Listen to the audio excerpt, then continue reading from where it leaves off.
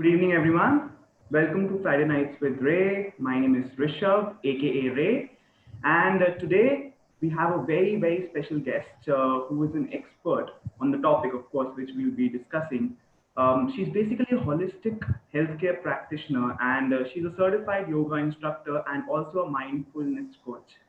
She has been healing people since a lot of time now, and she's an expert in transpersonal regression therapy. She's practicing it right now alongside CST. She's a very wonderful person. I know her personally as a friend as well. So I'd really like to welcome Miss Garima Verma. Garima, are you there? Hi Rishabh, hi. How Hi, are you? hi Garima, how are you? Very well, thank you. So it's a real pleasure, Garima, to have you at Friday nights. And this is the first time we're actually going live on YouTube, and we were very excited to actually go on YouTube with you. I hope I did not miss anything in your introduction. Anything that you'd like to add? No, absolutely. Thank you for such a wonderful introduction, Rishabh. It's a pleasure to be here. Okay, thank you, Garima. So, Garima, before we begin, if you can tell our viewers a little bit about what you are doing right now, in transpersonal regression therapy and CST, if you can tell a little bit about this to our viewers. Sure. So Rishabh, I am a transpersonal regression therapist. Through this therapy of regression, which means going back in time, we just go back into the formative years of the client and find out the wounded inner child where when the formative years are there, and there are certain traumas which are formed, which has a certain impact in our day-to-day lives. So I always tell people that I meet, or the clients that I attend calls to, that every challenge, be it physical, mental, emotional or spiritual, has always have a inner hook or an emotional hook which was formed in the primitive years. So we go back in time, we just it's like plucking the disease out of the roots and healing the person for the good. Also, I practice craniosacral therapy, which is like working on the body. So while regression therapy is a form of psychotherapy which works through mind, CST works through body. So as we see, that everything in this existence moves in a rhythm. Look at the ocean waves. Look at the frequency with which the light travels. There's a particular rhythm to it. When we look at our body, so the pumping of the blood, the way we breathe, everything moves in a rhythm. So there's a fluid in our body which is produced in our brain, which is known as the CSF, cerebrospinal fluid. It also flows in a particular rhythm, which also governs how the body is functioning. So through CST, which is a very gentle technique, through the gentle touch, we regulate the rhythm of CSF, which helps in regulating all the bodily functions and help people overcoming their physical, mental and emotional issues again. Okay, thank you so much for explaining it so well. And I think now I kind of get a gaze as to why you call yourself as a holistic healthcare practitioner, because it's not just at the physical level, it's at an emotional level as well. So I think Absolutely. beautiful what you are doing. So before we proceed with today's topic, which is emotional intelligence, we generally every Thursday share our definition in vocabulary for a particular topic. And this time, in vocabulary, we basically shared our definition, which revolves around the fact that emotional intelligence is basically how you handle your emotions and your impulses so as to maintain good relationships in the society with all the people around you, right? An understanding of yourself and the society, so as to build good relationships based on empathy and a lot of awareness. So that is what we understand emotional intelligence as. But we would love to know what is your take on it. How do you define it? So, as you said, Rishabh, that emotional intelligence is all about handling ourselves and our emotions, right? So, of course emotional intelligence is that, but apart from that, how as per my experience so far within the psychotherapy field, uh, it also came across that emotional intelligence is also about how well I am in touch with myself, how well am I, I mean, I am in touch with what's happening within the body in terms of emotions as well, and how well I can regulate, channelize those emotions to make myself, my relationships, and my environment functional, is my definition of emotional intelligence. I think that's pretty beautifully explained there, Garima. Thank you so much for your insight on that. So, every concept, emotion intelligence is a globally known concept now. And me being from the training industry, I see a lot of trainers who are actually taking this particular topic up.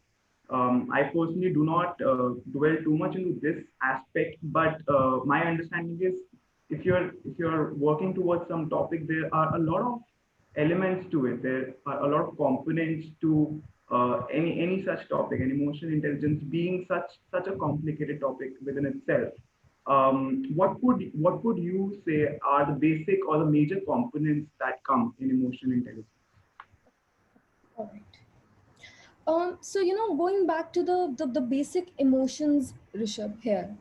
So of all the all sorts of names, labels, added layers, of complications that we have given to our emotions, we say that we are experiencing varied emotions. A lot of times, we come across that suddenly some challenging situation has come in, and we say that, oh, there were a lot of emotions that I was facing or I was experiencing.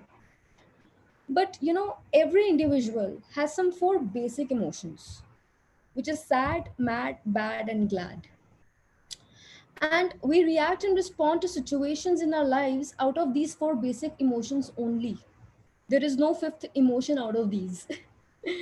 So the domains which are attached to the emotional intelligence that we have been talking about. So there are majorly four domains, I would say. Number one is self-awareness. Second would be self-management.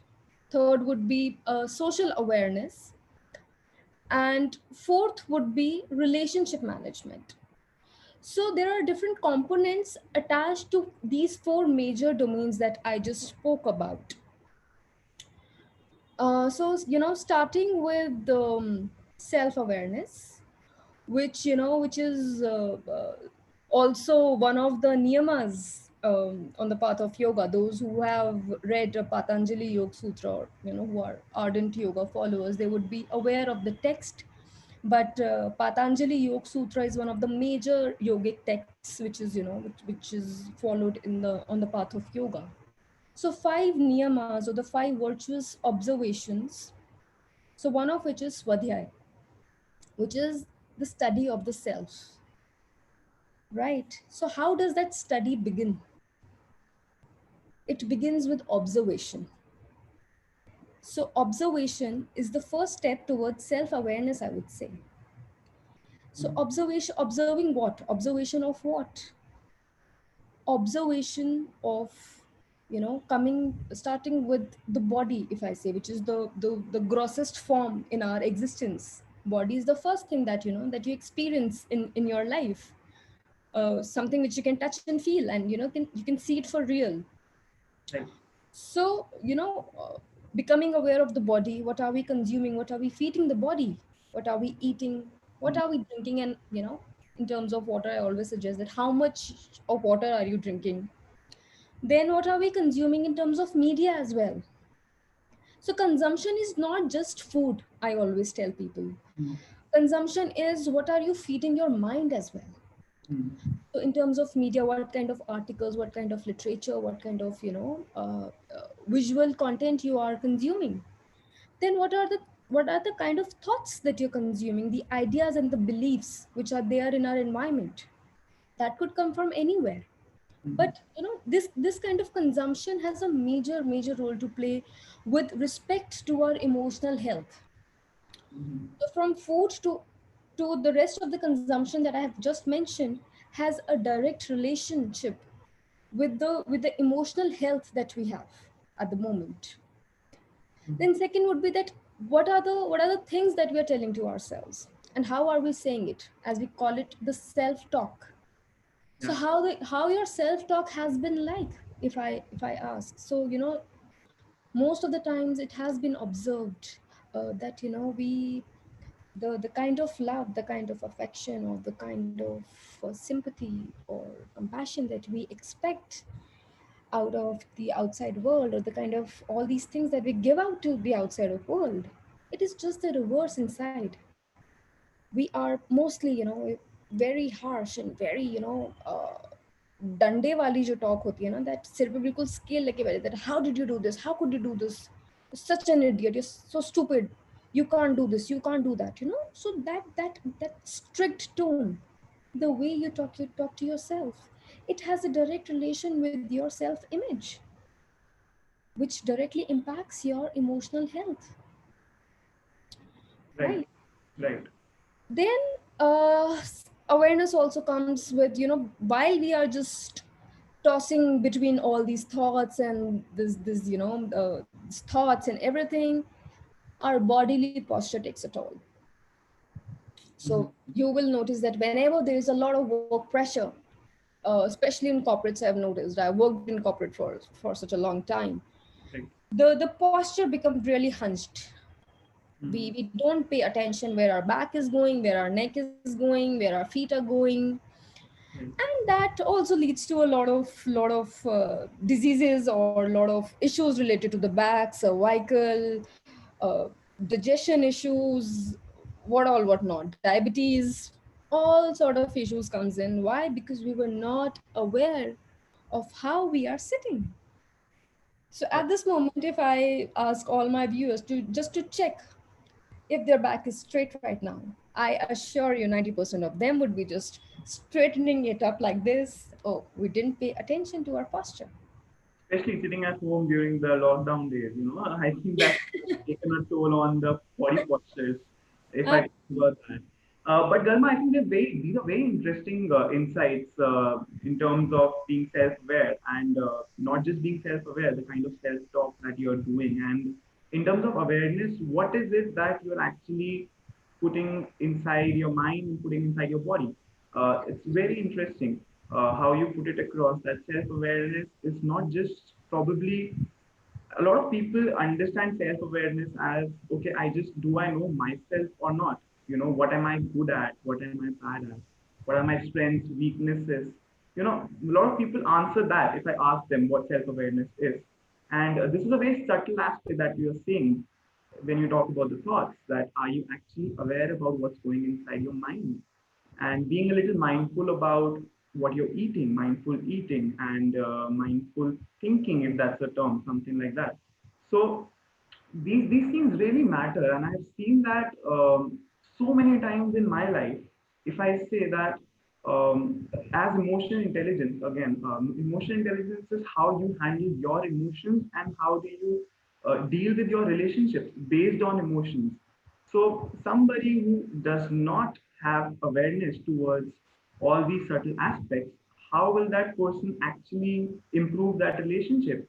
If the person will not think about what I have done wrong, what is it that I'm thinking about this person, that will never reflect in that relationship. So I think what you're saying is absolutely spot on, and I think it's a very interesting way of putting it across. But for our viewers, if you can probably share some sort of an example, wherein a person would go through a situation, a person is going through a situation, how would that person react if he's not self-aware, or probably what the change would be if self-awareness is in place. Something like that, if you can share for our viewers, please. Sure. So just now when you mentioned that, I think that's a very beautiful point that you have touched upon, that emotional intelligence is also about how are we managing our relationships, how our relationships are working out with us, right? Yeah. And also that you mentioned that it's a very subtle aspect which is affecting the gross. So taking it one by one and answering your third question as well, all these things are actually interlinked. So the subtle affects the gross. Our thoughts become actions, which translates into the life. All right. Even in, if you talk about the health, the physical health, it is the result of our emotional health only. Anyone coming to me with an anxiety issue or a digestion issue, I always check upon, especially in terms of digestion, I always check upon where is the anger lying in the life. Or somebody coming with a rheumatoid arthritis to me, it has always turned out there was some kind of suppressed anger in the initial years. Correct. Secondly, when we talk about the relationship which is surrounding us, that is also, very subtly impacted. It has a very subtle root to it, that how is our relationship with ourselves. If our relationship with ourselves is incomplete, is demanding, it will reflect in all our relationships which are outside, be it personal or professional. If we have not validated ourselves within, if we are not feeling complete within ourselves, we would always keep looking for that validation, for that completion from the outside source, and which would never be found outside. It is something that you have to find within. So, what was your last question, Rishabh? Can you So repeat? basically, I wanted to understand that, see, not everybody is very spiritual in nature that they would be really self-aware, right? So if we talk about corporates, because a lot of our viewers are working in corporates, and the audience that I cater to is basically working professionals. So in a corporate setup, see, there's a lot of stress that they go through. Okay, so this is something which we covered a few weeks back as well with our earlier guest, and we covered corporate stress management. And she was also sharing that people go through so much of stress. And of course, on the basis of what you have said, that if a person is going through so much of stress, then the awareness quotient ought to go down, right? So let's say that a person is in a corporate, and everybody wants to have a good relationship with their superiors, their subordinates, and their colleagues. But there are so many problems that they go through. For example, let's say that the boss, there's not a very good rapport the person has with the boss, right?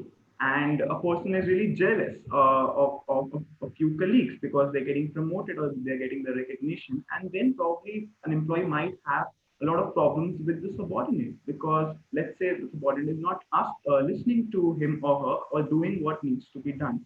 So these are the problems that people face in corporates. So how can someone use emotional intelligence, or someone can use self-awareness, which is a part of emotional intelligence, to leverage a situation like this? And you can probably take an example of a corporate situation and probably explain through that.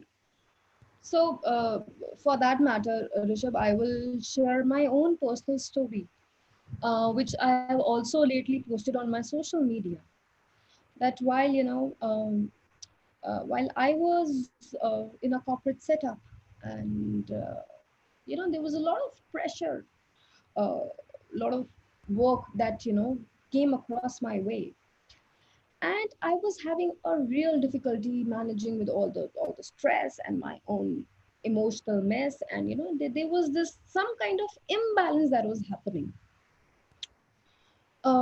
My productivity was going really down, wherein there have been instances wherein I was really, I was really appreciated previously for my work, for the eye for a detail. But eventually, with the upcoming stress and kind of situations that were created, that I was unable to handle the situation, and my whole output had gone like all time low. So what what happened was that uh, I had just two options: whether to blame the environment or the situations, or to go within to see what's happening. I could have easily blamed the organization or my bosses or my colleagues or my subordinates or whoever. Or I could have gone within that what's going on with me. This is probably the situation with 90% of the employees, but it's not their performance which is going down, it's my performance. So what is it in me which has attracted or created such a situation around me. So going deep within me, understanding my own sense of lack from where that lack was coming across, helped me to overcome the situation. Right. So I always tell people that anything which is coming in your life as a challenge always has a hook within you. So for example, as my boss, if you and I have a tiff and we are not able to gel together, so what is it in me that attracted you in my life? What is it in me which is still unhealed? What is that lesson that I still need to learn?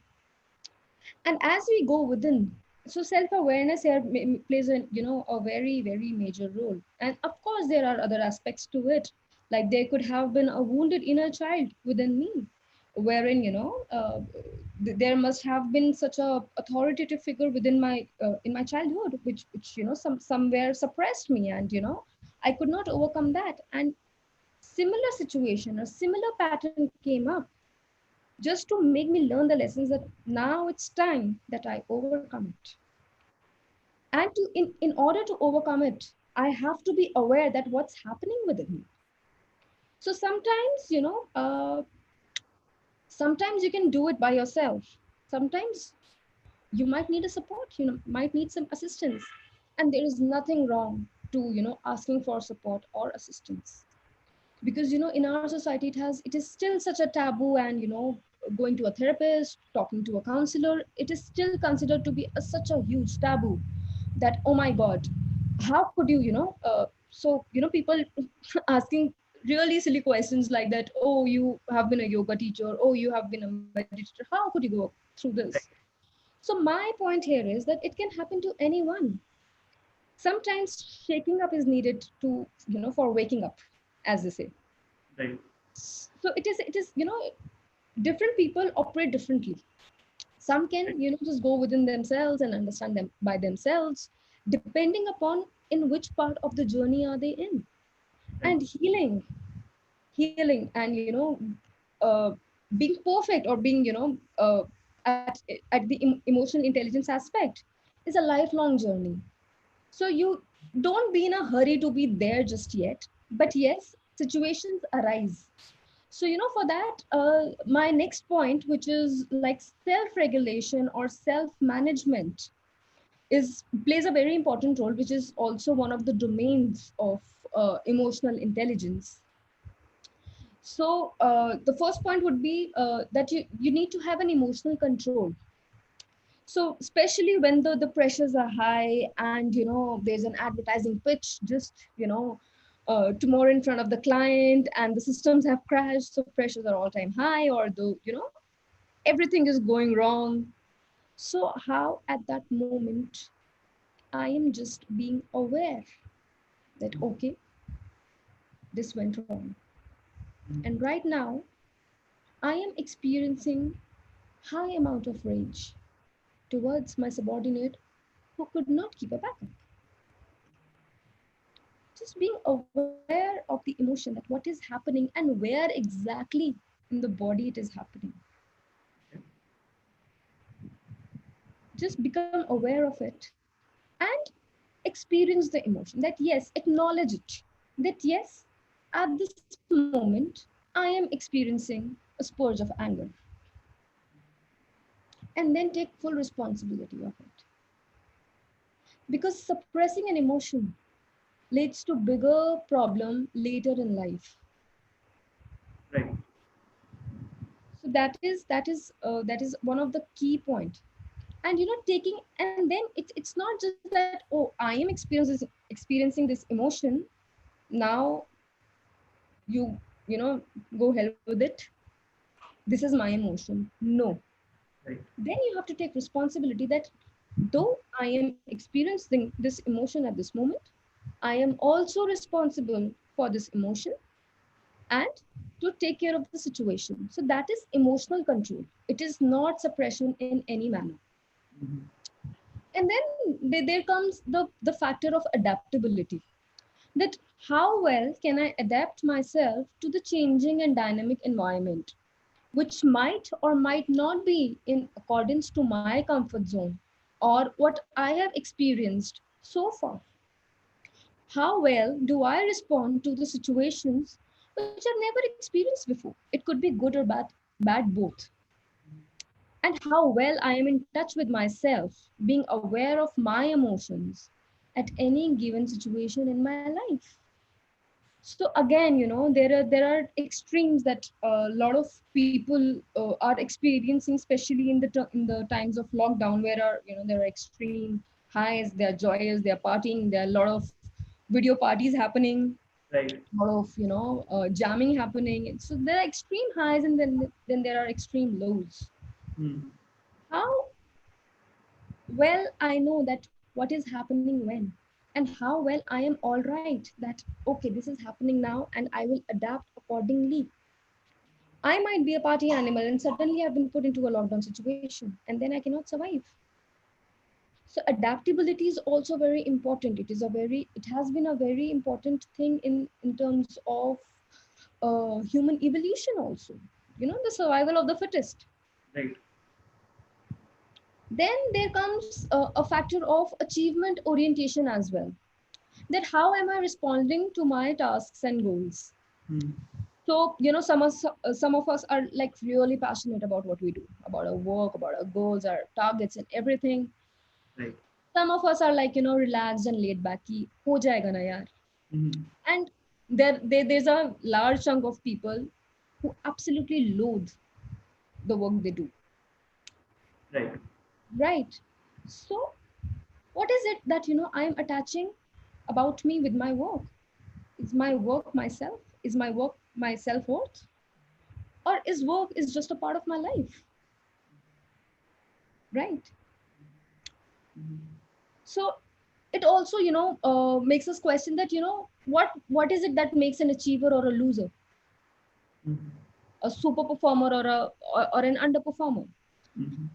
What is a failure? What is failure, and is it actually a failure or some learning, some kind of learning that came out of the situation? I erased the word failure from my dictionary long time back ago. Either you win or you learn. There is no thing as failure. It's all about perspective. How do you want to look at things? So this is this, and especially in terms of corporates, Rishabh, wherein with the quarterly reviews happening and targets being met, and there's this mad rush of things.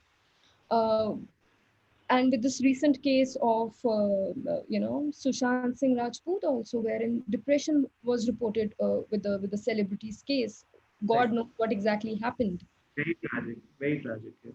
Yeah, absolutely. So in such a situation, we have to see that what is it within me which I'm associating with my work, with my day-to-day tasks.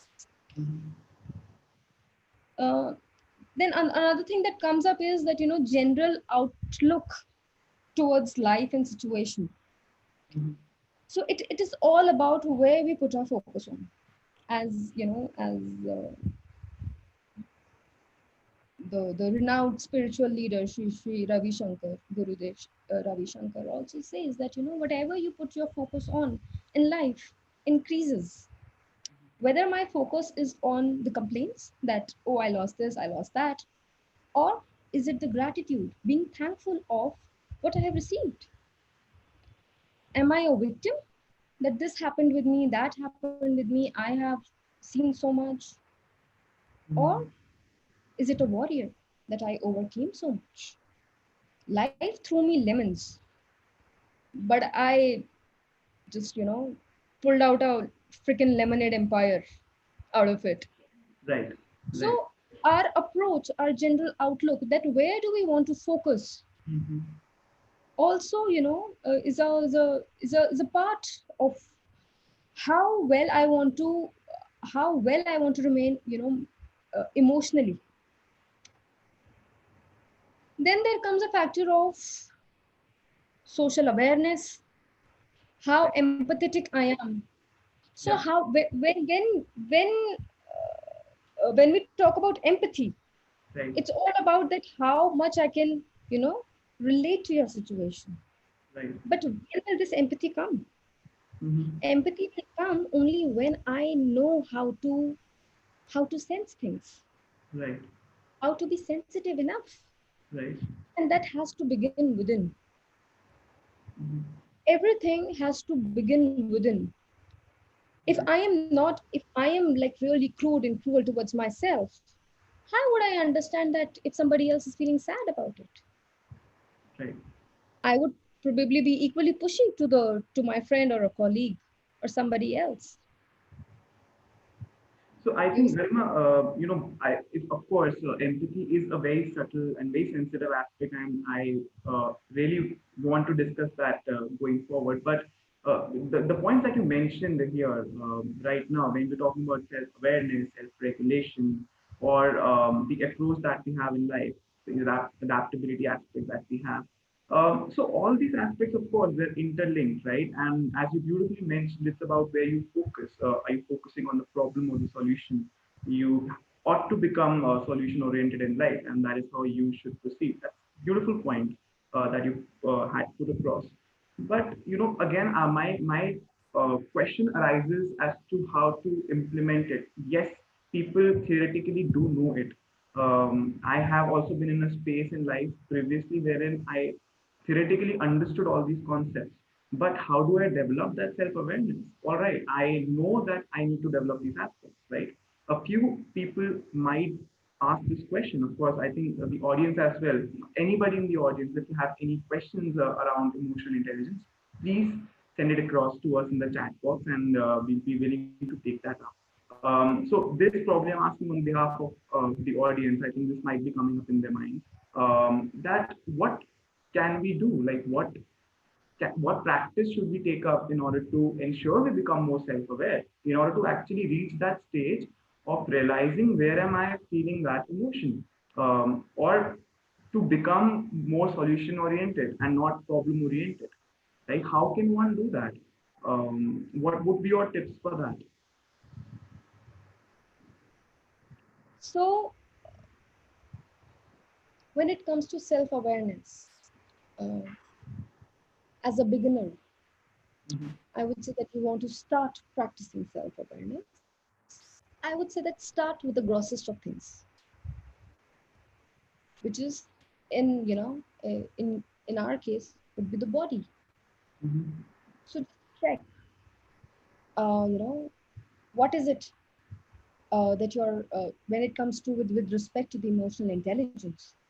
I always check with my clients that this is the X emotion that you're feeling. Where in the body are you feeling it? So check where are you feeling it in the body. Lot many times people are not able to put it that where exactly are they feeling in the body. Mm-hmm. Why is it so? The reason is that the mind is really full. So many things. And the in a way the consciousness is floating around. It's Mm-hmm. not in the body. Mm-hmm. The first and foremost important thing is that you ground yourself. By grounding, you can, grounding exercises contains a lot of varied things. Uh, So it's from basically basic trying to bring your mind, if it's scattered, just probably collecting it, and you're saying that can be done that by being yes. little So ground. Okay. yoga asanas are really, really useful tool. Uh, I have personally experienced it during my training that you can practically meditate in a downward dog position, like practically meditate in that. Okay. So yogic postures are very good idea. Then taking a barefoot walk within the garden, spending some time with the nature, Mm-hmm. right? Mm-hmm. Journaling is a very good exercise. So a Sorry, lot of could you repeat that? I might miss that one. yeah, journaling is a very good Okay. exercise. Okay. Yeah. So whatever is going on within the mind, Mm-hmm. whatever scattered thoughts, or a lot of people who tell me that, oh Garima, I can't meditate. There are songs which are buzzing in my head, or there's a lot of tension, I can't meditate. So I always say that just whatever thoughts are coming, just dump it on a piece of paper. Yeah. Until then, no mercy. Don't stop your pen. Don't stop yourself. Whatever is coming, just dump it on the paper. whatever songs or whatever, XYZ is coming, don't judge yourself there. And then trash the paper. Nobody wants to look at it. And then sit for a good meditation or whatever, music composition you want to sit for, and you will see the results. So journaling is a very, very beautiful exercise. I think it That becomes in sync with the self-talk aspect as well. If I'm trying to link the dots here, that once you're journaling, you kind of doing kind of a self-talk and putting it out there. That kind of happens at yes. times. So once journaling becomes a habit. So Mm-hmm. there are two kinds of journaling. One is that your mental space is really populated. It's like a traffic jam up there. Mm-hmm. So one is like unclogging of that. And Right, once it becomes a daily habit, so people also maintain a gratitude journal, the things that they were thankful for the entire day. right, People also maintain an intention journal that, this is what I intend to do in next coming 15 days or 20 days. right, Journaling can be of different forms. right. Journaling could also be the self-talk. People, write love letters to selves. So there are a lot of sorts of different kinds of journaling that is happening. So, Mm-hmm. and it is such a beautiful tool, Rishabh, that you can just mold it according to your need. Right. Yeah. Fantastic. So, doing some yoga. If all the viewers, please take a note of these points. If you're facing issues handling your emotions and your mind is all over the place, our expert Garima here says that you should do some yoga asanas, yoga postures. They're very good. Go out in the nature, take a beautiful walk with the nature, of course, with your masks on. You do that, and then, of course, maintaining a journal and or a gratitude diary, something wherein you can actually unclog your mind and put it out there. As a beautiful tips, Garima. Thank you so much for that. So yeah, so as you were saying So that, you see it around the corner. So just be out there with your mats, not in group. Please maintain social distancing out there on the mats, but within your roofs, and just do some basic Surya Namaskars. It would do wonders.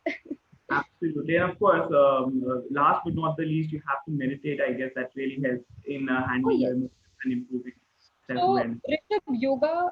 Okay, so I think I need to talk about yoga also. That Right. a lot of people associate just the bodily postures or the asanas to yoga. The complete the cycle of yoga is completed once you do bodily postures, asanas, some pranayam, and meditation. Only then the yoga cycle is considered to be a complete fulfilled cycle. I think that would come across as quite a shocking statement for a lot of people, I guess, here, thinking that, oh, I practice yoga every day. I am waking up in the morning, I'm doing all the postures. Okay, guys, so that's apparently not entirely yoga. You're just doing the first part of it. You have to ensure you do some pranayamas and some meditation as well, so as to complete your yoga practice. Thank you so much, Garima, for sharing that. So, of course, now moving on, as we've covered self-awareness, self-regulation, adaptation, and your attitude, basically, for improving emotional intelligence, you were talking about empathy and the social side of it, that how in a society you can build good relations, and you were saying empathy is a very crucial aspect. So, yeah, if you can throw some light on that and linking the same to emotional intelligence. So empathy, as I told Rishabh, that we have become so lost in our day-to-day struggles and challenges that somewhere uh, we have forgotten to see what's happening around. Mhm. We have become so numb with the information overload, with the day-to-day pressures of life, that we have forgotten how to sense. Ever since we are children, I will take my example once again. Yeah. So I've always been this oversensitive person since my childhood. I used to cry very easily. I used to laugh very easily, and I was often told that, "Oh, come on, Garma, don't be so sensitive. Yeah. How could you be so sensitive? Stop being so sensitive." And all throughout my life, I used to think, how can I stop being sensitive? If if I can sense something, I just sense it, right? So with the, I would say, with the grace of the universe and the grace of my spiritual master, I was able to, convert the so-called weakness in me into my strengths. So today I'm in a business of healing people emotionally, spiritually, mentally, physically, just because I sense that there is some pain. because I of a sense sensitivity. that there is a challenge that they're facing, which is added on to my, which is sensitivity. So this sensitivity is a very important aspect for empathy. So in sensitivity also you need certain boundaries, that you don't get overflowed with the emotion that, oh, I feel so much of pain that I cannot help it. You need to have certain Mhm. boundaries also, right? Mhm. So just the right balance about of both, that you sense that something is wrong with the other person while Right. rooted firmly on my ground, only then I can lend a helping hand. Mhm. So it is very important to be sensitive, to be aware. Unless you're aware, you cannot be sensitive. Unless Right. you can see what's happening around, you Right. can sense. So you need to have a basic awareness Right. in order to be sensitive. Right. And only that would add on to, that only that would help you being an empathetic person. I think, of course, it's very important, and I personally see this a lot when even I was working in corporates and I was working in finance, which happens to be a very stressful place to be in, and I could see people having absolute no empathy as to what is going around, and at times I was just a few weeks back, I was just having a conversation with one of my previous colleagues, and we were just discussing a couple of aspects wherein even I did not realize that I had done something to hurt the person, and of course, the other person also did not like realize a few things because that awareness, as you said, was missing, the empathy was missing, that sensitivity was missing, and it becomes if I try to be a little empathetic towards the people who lack it, a little compassion if I have for them, then I would ask, I from that standpoint I'd like to ask that, well, if I am not a sensitive person, let's say I am not sensitive, it does not come naturally to me. So then what? Do I have to accept that I'll never have good relationships or good emotional intelligence, or is there a fix to this? Can So it be fixed? turn that sensitivity into your strength. I think it's a wonderful strength to have. But what if somebody is not sensitive? That sensitivity is missing. It's not that the person has it. He wants to develop it, but does not come naturally. The person wants to know. Okay, the people around. Let's say that I am not a sensitive person, so I don't get to know that my tone is probably hurting somebody. Right? It's unintentional, and my tone is hurting somebody. I am not that sensitive. So, of course, that will hamper my relationships, but because the sensitivity does not come so naturally to me, what can I do? How can I build that? So going back to the observation part. So I'm seeing that something is wrong within my environment. People are not responding to me properly. They are being rude. They are not listening to me. They're not being present. Right. Right. So I, instead of questioning the environment, that why this environment is so toxic, why people are so rude, I just go within and ask myself that what is it in me which is creating such situations around me. Turning it again to the self introspection, self awareness, self regulation. Going within Okay. is the key. Okay. All right. Okay, fantastic, fantastic, Garima. So I think I have a pretty, I think based on the interaction, I've had a lot of clarity towards emotional intelligence as a subject.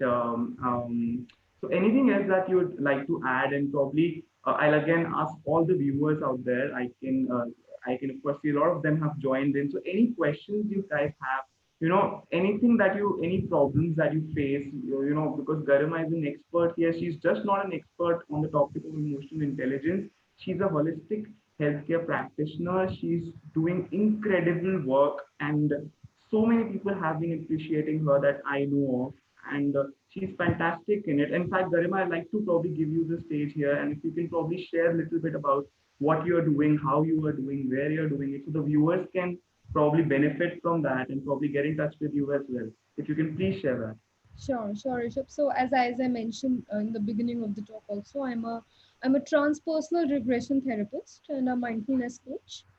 I've been helping people dealing with their inner child conflicts and trauma, um, also helping them overcome their physical, mental, emotional, and spiritual challenges using various techniques, which is a combination of yogic techniques, craniosacral therapy, and in regression therapy also I use a varied kind of techniques. EFT is one of those. EFT tapping is one of those.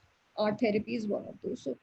So I use all sorts of techniques to resolve the conflicts which are within the mind, within the body, within the spiritual aspect. People come to me asking about that I can't find purpose in my life. So all sorts of all sorts of challenges that I have been resolving for people. Right. Thankfully, I've been grateful to be become a channel for that. Right.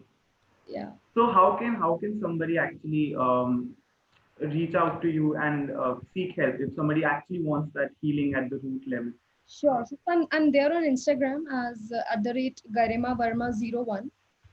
My phone number 9315799766. I'm very much reachable on this number. So people can come and book an appointment.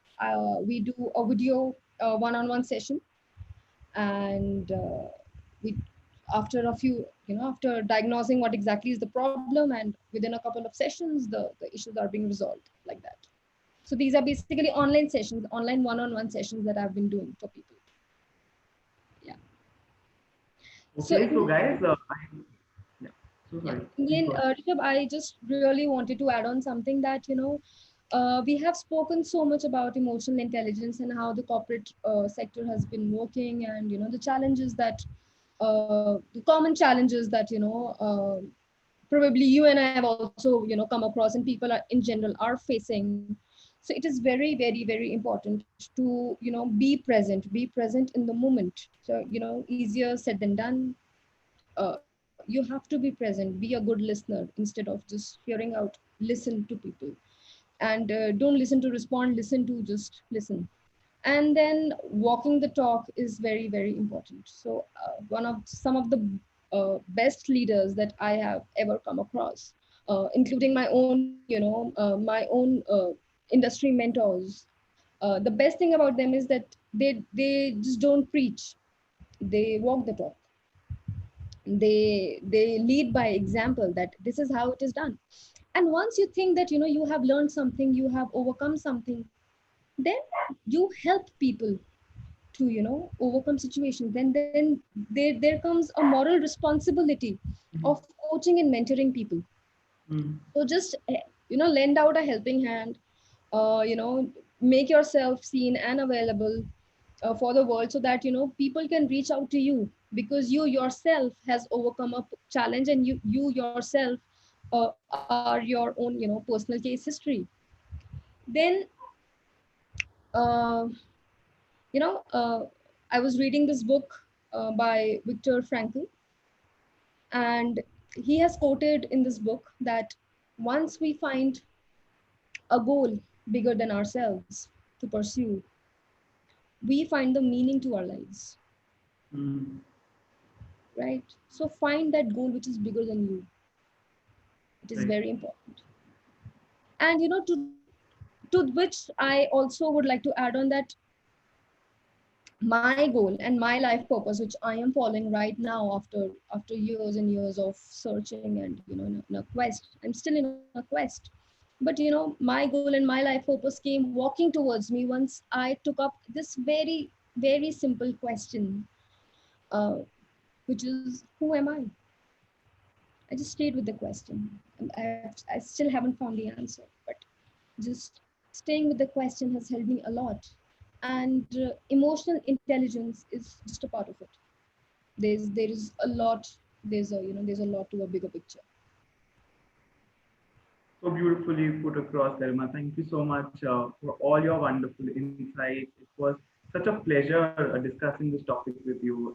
And for all the viewers out there, we'll be closing very shortly in just a few minutes. So if there's any question that you have, you can probably take up a couple of questions. If you do have it, you can send it across in the comment box. Meanwhile, we're getting that, Garima, anything that you'd like to add onto the topic of emotional intelligence? Anything that you'd like to cover, which you felt is still untouched? Uh, there's a question, I would like to pose a question to you, Rishabh, that Yep. we often talk about, being in the business environment. It is always, said that, look for the motivation, look for the motivation. So personally, I feel that, motivation, it works till a limited level. So motivation is there till there is a carrot hanging. So there's a promotion, there's a salary hike, Mm-hmm. there's a better designation which is waiting for you. Mm-hmm. And once that motivation is removed, what Mm-hmm. else? So what works better than motivation? I think it's. I am a big advocate of the fact that you should always look for inspiration or intrinsic motivation. Basically, how we divide Exactly. motivation as it should not be extrinsic like the carrot. It should be intrinsic. It should be self-inspirational. So I guess if a person has that, doesn't really need the carrot, right? So I don't know if that answers the question. That's how I would look at something, looking for that self drive. And of course, I think as you were saying, by in that book of A Man's Search for Meaning, if you actually stay with those questions, you actually use those techniques, you be aware, and you find your actual true pursuit that you want to take up, that is a byproduct, that self intrinsic motivation that we're talking about. It'll all always be a byproduct. So I think you've said it all, that I myself am a huge promoter of right, that. right, Inspiration any day works better than motivation. So once we have that bigger goal in our lives, which is bigger than us, which is bigger than, what would I get, what right, fame and recognition would I get. Once right, we have found that goal, right, then that inspiration comes automatically, and then you don't have to look for motivation to wake up every morning. right. So look for that, look for that bigger goal, what, which can be, which can inspire you every day. That's all from my side. Wonderful, wonderful, Garima. I think it's a beautiful note to end the session. And I'll just probably, before we end, I'll just quickly summarize what you beautifully shared for the audience. That emotional intelligence, of course, is your ability, your aptitude to develop good relationships on the basis of understanding yourself and the other's emotions, was being empathetic. So there's a lot of sides to emotional intelligence, which we discussed, starting with self-awareness. Then we discussed how you have to be self-regulating, and then you have to work upon the aspects of being adaptive, and you have to have the right attitude, focusing on the solutions, not the problems, and then developing empathy for people, and not just responding, not just reacting, basically responding, and after you listening to the person and understanding that person, which will ultimately help you build a good social circle, help you in your personal relationships and professional relationships. And finally, look for that personal zeal and drive. Look for that intrinsic motivation, not the extrinsic one. Be inspired. And Garima also referred about a very good book, A Man's Search for Meaning. So you can go check that out if you want to start your journey towards emotional intelligence. And if you need if you have any problems, you're going through any emotional challenge, you can just get in touch with Garima. She shared her information. I hope you got a note of that. And it was a sheer pleasure. Garima, I hope I'm not missing out on something. So it was a sheer pleasure having you on Friday Nights with Ray, and so beautifully expressed all the views. And thank you so much for your time and your effort. Thank you. Thank you, it was a pleasure. So for all the viewers, thank you so much for joining in. And this is Rishabh, aka Ray. And well, I'll be catching you guys maybe next week with a very special guest and with a new topic. So stay tuned. Signing off for now. Bye.